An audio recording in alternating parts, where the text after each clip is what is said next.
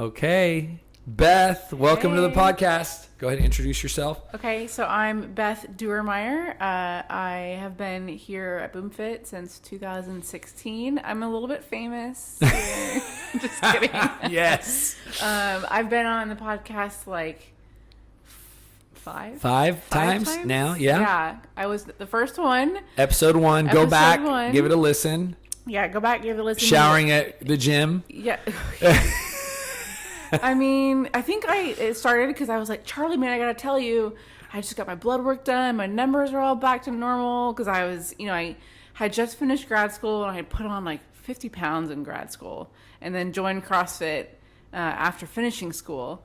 So you can go back and listen to that. And what a journey. I mean, gosh. even just thinking back to that episode when you had accomplished so much, but fast forward to where you are today, 5 years, later, 5.5 almost years later. Yep. What a great fitness journey. It's been a journey. That's why I'm on the podcast again. Yes. Because a fitness journey is never really over. Correct. And for me, and that's what we wanted to talk about is, we have a lot of great people that are come on and they're in the middle of their journey, but I've kind of gotten to a point where, I reached my goal. I got down to my goal weight. I got below my goal weight. And so now I'm in this new phase where I'm doing something that's way more difficult than dieting. I thought dieting was the hard part. It may be harder, but it's way more fun. And that's being in a kind of a maintenance phase, or right now I'm in a build phase. So let's talk about what you just said, because I think you're very experienced in what I'm going to call just goal setting period in this area. I think some people don't goal set. Like they really don't take their goals serious, and they almost just kind of limbo through a fitness journey. But I think the fact that you said, I've attained my goal, I am now, maintaining or a different, and I know that because I know how particular you've been, how strict you've been. So when you say you reached your goal, give me an idea of kind of how you came to a goal period, to a destination, whether it be weight, whether it be, that then you realize that you had arrived at that place, only to have to now adjust, and which you say is harder, which most people are thinking, whatever that goal is, that's the hard part, getting to the goal. But you're like, no, it's actually harder where I am now. So give me an idea how you came to that goal and how you picked that particular number or destination. I don't remember how I picked the number. Honestly, I think it was just a number that I knew that I wanted to get back to. I wanted my weight to get down to 150, which I just remember being at that weight in high school and that being a period of my life where I felt really good about myself. I felt strong. I was, doing sports, and I just felt good. And so that's kind of why I had that number in my mind. But what I realized as I was making my way to that goal was that I needed a goal for after the goal. And that's why I am so good at setting goals, because I am somebody, and I would say probably most people are like this, I need to have something to work towards, whether that's, a number on the scale or an event that I'm looking forward to or something, a task at work, whatever. I just need to have a goal. And so I had this big attainable goal of getting to 150, but I had lots of small goals along the way. And they weren't all about weight either. Might have been the clothes that I was fitting into, what I was able to do at the gym. I remember on the first podcast, I had some smaller goals. One was to be able to do box jumps. Kind of got there, still working on that one. I hate box jumps, but I wanted to do my first competition, and I did. I accomplished that goal. So I had some bigger, loftier goals, but I had smaller goals on the way, because you need to have those. It's like with Dave Ramsey. You need to have little goals at your meeting to get that ball rolling, so that you can keep going. Yep. And get to that big goal. Now, I mean, you've had a massive transformation, right? I remember way back when. I think we posted some before and afters. Gosh, I remember the first, the BCS Classic was right after I started CrossFit, and I was just volunteering. And I remember thinking to myself that I looked pretty good back then. And then I look back at pictures now, and I realize like how far I've come since then. And it's kind of fun to see like some of our old coaches, like Trent and like Matt Haynes, who are like, wow, like, you know, you've really changed since then. And, you know, yeah, I think, but when I started CrossFit, I had still lost quite a bit of weight. I started out at like 270. If you go back to my original podcast, I was at like 270, 275, and then got all the way down to like 167, and then started grad school, and then got back up to like 212. I said that's what I weighed when I first started at Boom Fit, was 212. And it's hard. The hardest part, I think, is getting out of the mindset of being that bigger person. And realizing that that's not who I am anymore, and realizing that, you know, I don't have to resort back to those same behaviors because I'm not that person anymore.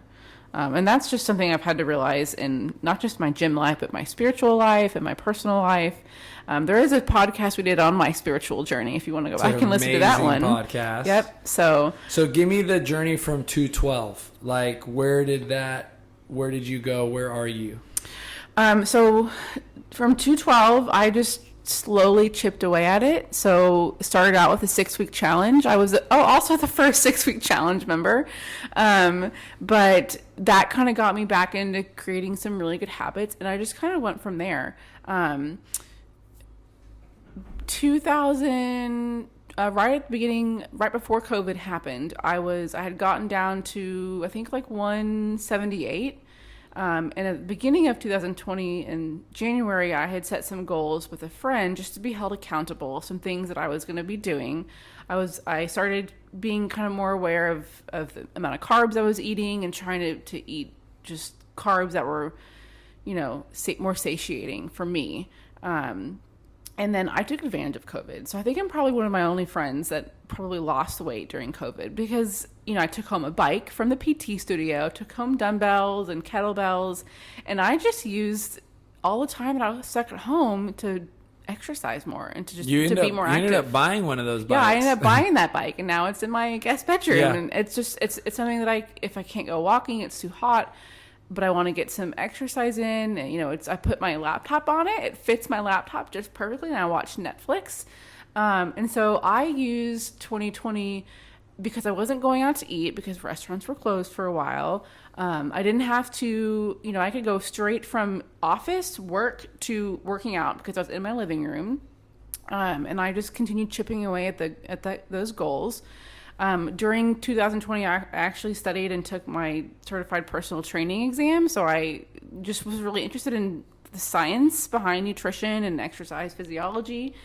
So just educated myself. Of course you did. Yeah. I mean, Dr. Beth. Yeah, Dr. Beth. And, you know, one thing Bennett and I like to talk about is nutrition. And, you know, we kind of, you know, he's great about nutrition. He can school me all day, and what he really knows more than I know about is the physiology of like the body. And I was working out with Bennett because I have back injuries and hip injuries, and he's like, I always tell, if you've got an injury, go see Bennett, because he understands how to come back from an injury. Yeah. So that was One cool. thing that I want to also highlight is during this time, you mentioned you started grad school somewhere in the beginning of this journey. Mm-hmm. Not only did you do grad school, but you got your doctorate. Yep. Your full-time job. You do, you know, part-time work for me. Mm-hmm. And it's like, you're very busy. So like, but you've still managed to work, fitness, yes, and healthy lifestyle into your life. Yep. And I'm a little different. I am single. Hey guys, single. But you know, I don't have any kids, so my life is a little bit different. But I use that to my advantage. You know, I'm not having to cook for other people. I don't have to. If it's something that I shouldn't be eating and can't keep in the house, I don't have to have it in the house because I don't have other mouths to feed. But yeah, you know, some of the podcasts, like I think Stephanie did one on habits. Yeah. You've got to form those good habits. And so things that I was doing during 2020 to help with that was, you know, chopping up vegetables as soon as I bought them, so they were stored in the fridge and ready for me to cook up. You know, making it my schedule so that I always had from noon to 1:30 open so that I could get a workout in. Now, because I am so busy, I'm up at 4:30 and I'm at the gym at 5 a.m. because that's the only time I know that there isn't going to be something that's going to come up that's going to get in the way of working out. You know, like I go to a gym where, because I have injuries, like right now I'm working with machines, and there's only one leg press machine, so I have to be there at 5 to get that leg press machine. Tell me this, at what point, I mean, I think anybody who, the way you explain it is like your commitment has increased over time. Mm-hmm. So like going back to 2016 or even before that, would you have ever gone to the gym at 5 a.m.? Would you say that you were at this point where it had to work into your day and that was the only time? Would you have gone every day? Probably. I mean, so you're just that kind of wired person. Like once you have a goal, once you have a... I am competitive. Got it. So even with myself, so once I put my mind to something, I am dedicated, if not anything else. And I am, maybe dedicated is not the right word, but disciplined. Disciplined, for sure. Yeah. And then 2021, so from 2020 to 2021, what transition, body composition? So I finally, I've been following some people on social media. There's a guy named Dr. Lane Norton. He's a PhD out of Florida. He's a nutritionist. He does bodybuilding. His coaches mostly do like physique shows. And I kind of, not that I want to be a competitor, but I really liked how science-based he was. And they don't push anything that's not clinically proven in a lab setting. So as a PhD, I really appreciated that. So I worked with one of his nutrition coaches on a 16-week diet to get to where I was at my leanest, because I had decided that I was going to have plastic surgery done. I had a tummy tuck and a breast lift because I lost over 120 pounds and I had loose skin. And that was a big goal for me, is to get to a point where I was in shape to where I could do that, because you don't want to have that surgery and still have more than 20 pounds to lose. So that was a big motivator for me. And I got down to 148, 147 during that 16-week cut. It was hard. It meant saying no. It was during Easter. It was during like graduation. It was during spring break. But I pretty much cut out alcohol. Yeah. Because I like to eat. Yeah. I didn't want to waste my calories on something that wasn't going to keep me full. Let's highlight the fact that you were 271 mm-hmm. and you got down to 148. Yep. And, a lot of times you and I have a great personal relationship, so I know I can talk through this because you obviously openly shared mm-hmm. it. But I think it would help listeners who have made that significant of a transformation and probably don't know a lot about the plastic surgery side of it, or like, what can you say about that? Like, was that a difficult decision? Are you very happy with the outcome?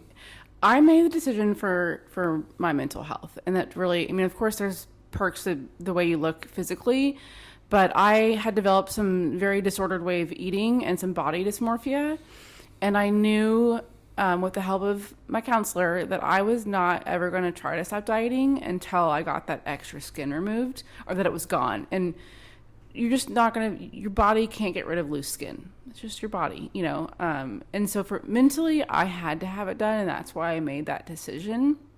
I am extremely happy with my results. Dr. Rude over at Brazos Valley Plastic Surgery, he was great. The before and after care was amazing. It was a lot harder of a recovery in terms of how long because you're under anesthesia. You're under for 3 or 4 hours. But because I had been exercising up until literally the day before my surgery, I was cleared to work out within 3 weeks. Wow. And he said, I would not normally do this. He says, but you're not somebody who is new to working out. And you have to work out after you have plastic surgery. It's not a miracle surgery. You can gain the weight back. You can stretch out your skin again. So I've been very focused in my training and making sure that I'm doing a lot more chest movements than I normally would, to make sure that the muscle around my pecs stay nice and firm. Yeah. I do probably way more like ab work than I normally would to keep my core strong. Thanks for sharing that, because I think that's kind of one of those like taboo, like people are like, oh, don't want to, but I know that you comfortably share. Mm-hmm. And I think it just kind of speaks to those people who maybe have had a significant transformation, and maybe it's not 120 pounds, but it could be, a number. And, going back to what you said for body dysmorphia, mental health, and all the things about that, And at the end of the day, you did what was right for Beth, right? And I think that goes back to everybody's personal choice when it comes to anything of that nature. If they are considering something like that, is making sure that you're not doing it because another person's doing it or because somebody else is telling you. I'm sure you were prayerful about it, and I was very prayerful. And one thing God was like, and this is also because I used 2020 to pay off a lot of debt because I had just finished Dave Ramsey, but. I knew that for me, in order to keep doing the things like donating to the church and tithing, that I was going to have to pay cash for the surgery. There's care credit. You can put, it's so easy to get credit to put things like this on a credit card. But I paid for mine in cash. And that was one thing that, I felt God was saying, this is great. This is something you should do, but you need to do it right. And part of that was paying for it in cash. It's cool and that not you going share into debt. that you just open with that. Okay, so 2021 and then transitioning. What was the date you hit your goal? Was it 2022 or 2021? I actually hit my goal in 2021 and then had the surgery. Okay. So after the surgery, after about 4 months, giving my body plenty of time. During that 4 months, I was only like loosely tracking. I was mostly making sure that I was hitting my protein goals. And just kind of getting used to working out with, smaller breasts and I had to rebuild a lot of core strength. Then because I was at my goal weight and working with my coach, I said, you know what, like, and all of the in-body scans that I had done at the gym, right? I'd lose fat, but my muscle pretty much stayed the same. And I was like, I really want to see that muscle mass go up. So we have been, since September, we've been in what's called a reverse diet. And the point of a reverse diet, and that lasted for 3 or 4 months, was just to get back to where you can maintain at a higher calorie input. So we got back up to, I was eating after the surgery probably around 1,400 calories. And now I'm up to eating probably about 2,200 calories. And I was maintaining my body weight. And then when we switched to a gain phase, which if you don't know, that's when you're purposefully trying to put on muscle. And Charlie, but people don't understand is when you put on muscle, you're going to put on fat.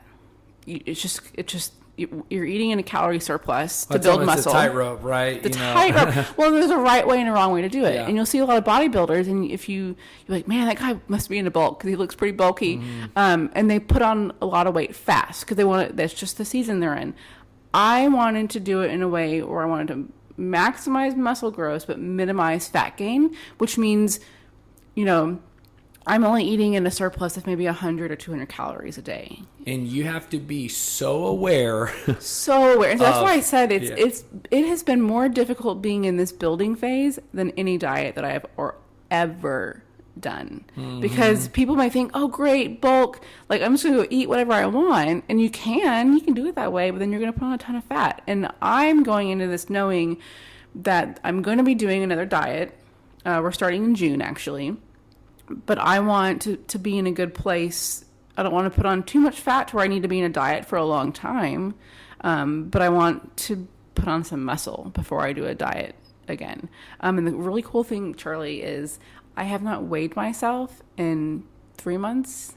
We're doing this completely without. Once we started to do a bulk, mentally, my counselor and I decided if we could do it without stepping on the scale because I was sabotaging myself.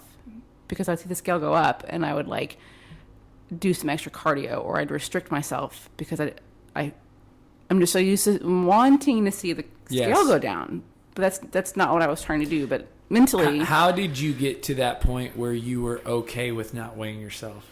Being somebody that was so, I'm gonna use the word addicted because I think people are addicted to what they weigh. It was really uncomfortable.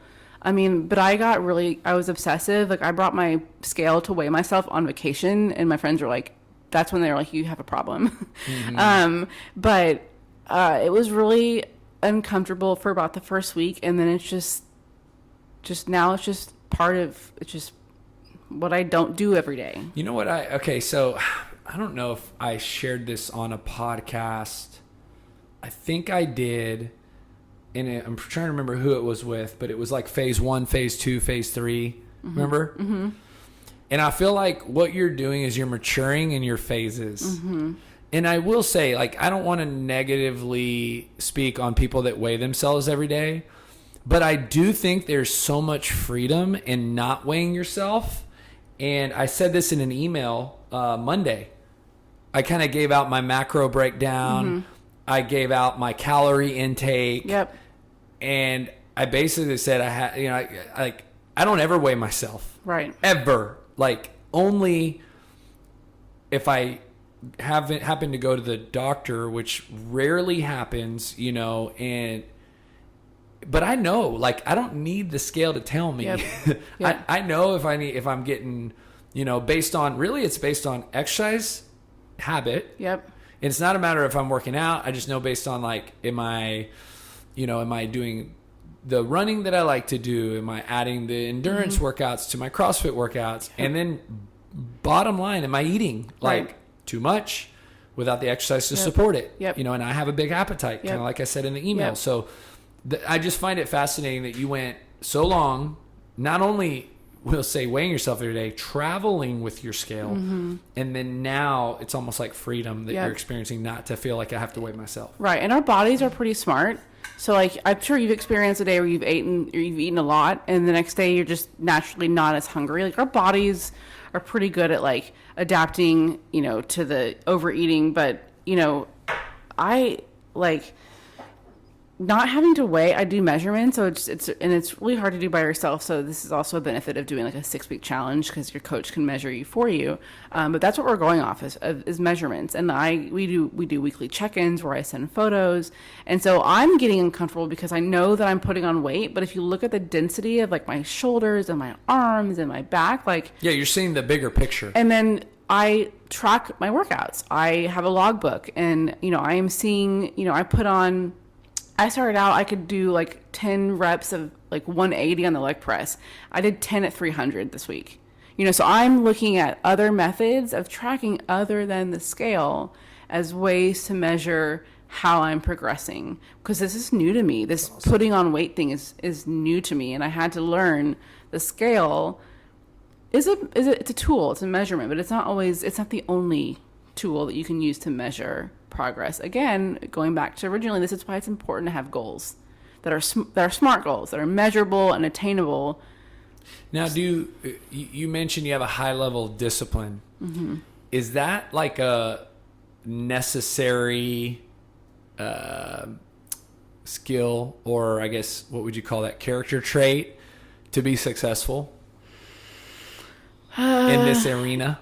Yeah. Be honest, right? I really think it is. Do you have to be as disciplined as I am? No. But you need to be able to say no to some things. I would agree. I mean, the more I look at some, not just success stories, but like personally, overcoming my overweight time, discipline's like a core ingredient. Yep. You know what I mean? It's like, if you don't have that discipline, it's going to be really, really hard. Yeah. You have to say, and boundaries too. It's the same thing. You have to set up boundaries for yourself.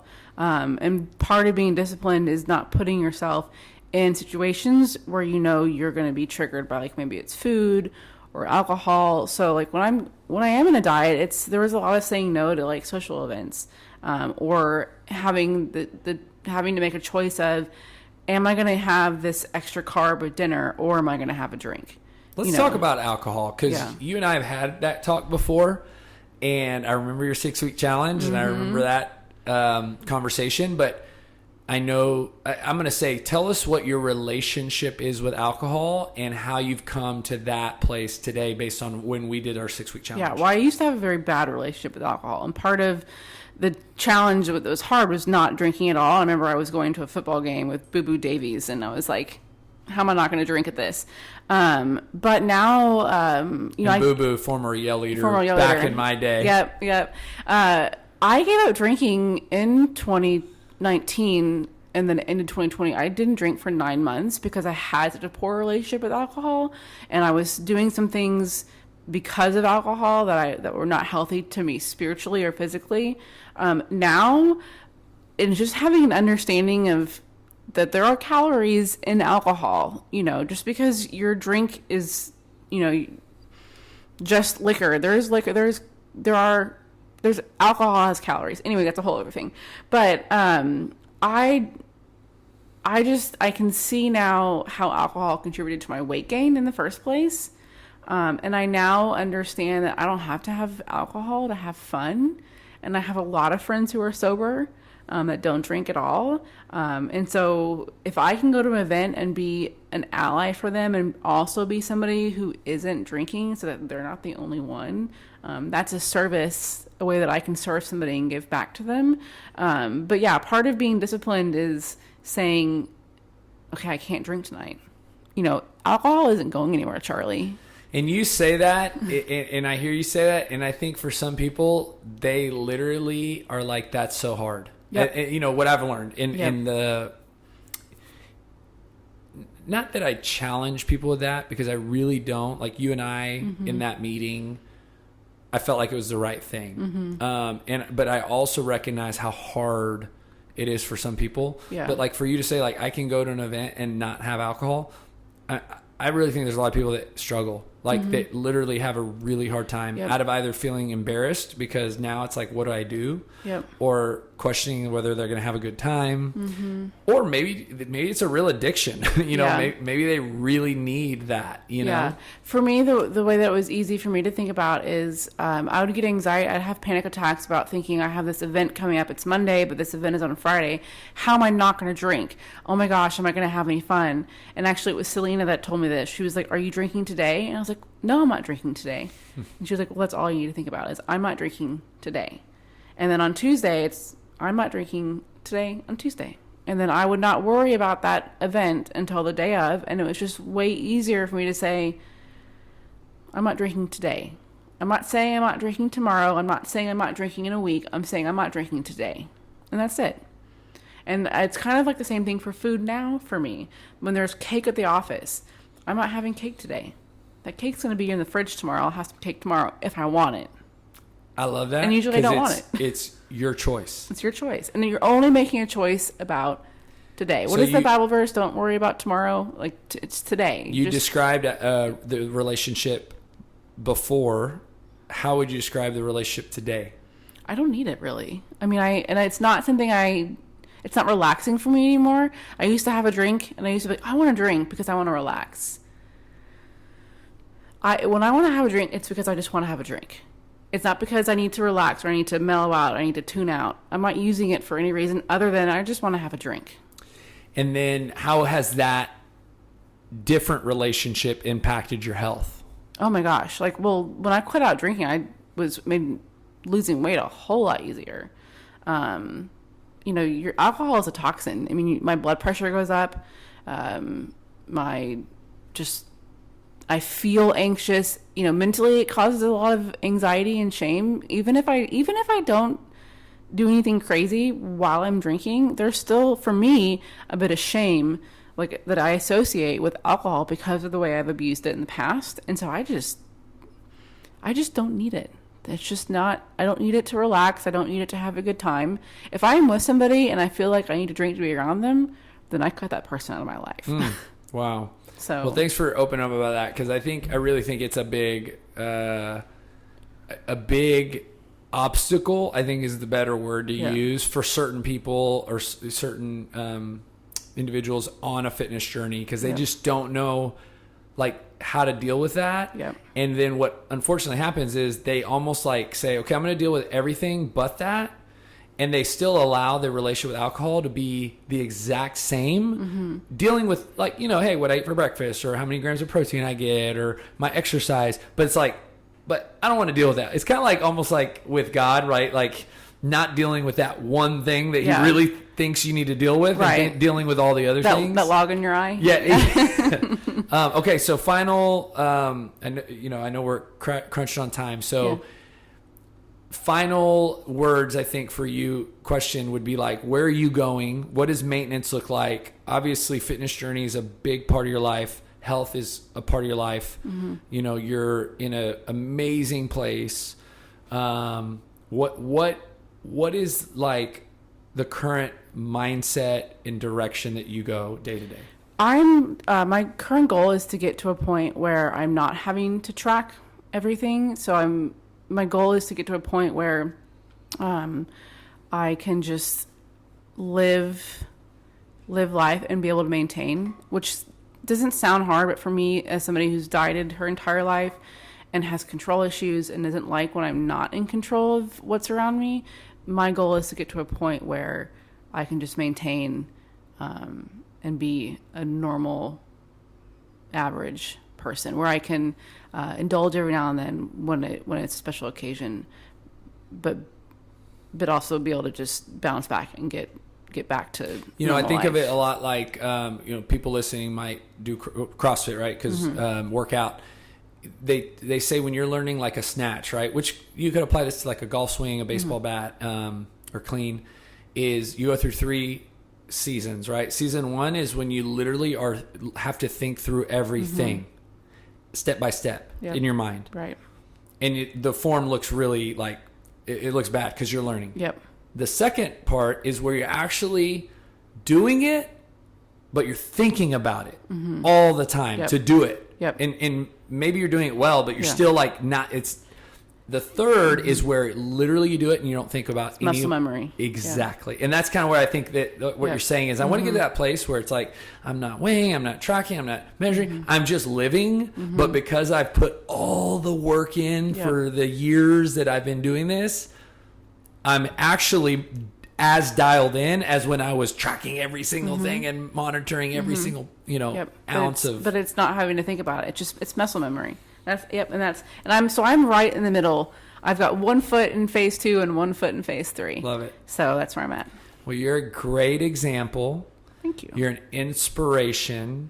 You have a great, not just fitness testimony, but spiritual testimony. And I'm so proud of you, Beth. And Thanks, thank you Charlie. for all that you do for me and even for people here that are listening. So you're amazing. This was fun. Always a good time. Thank you. Yes.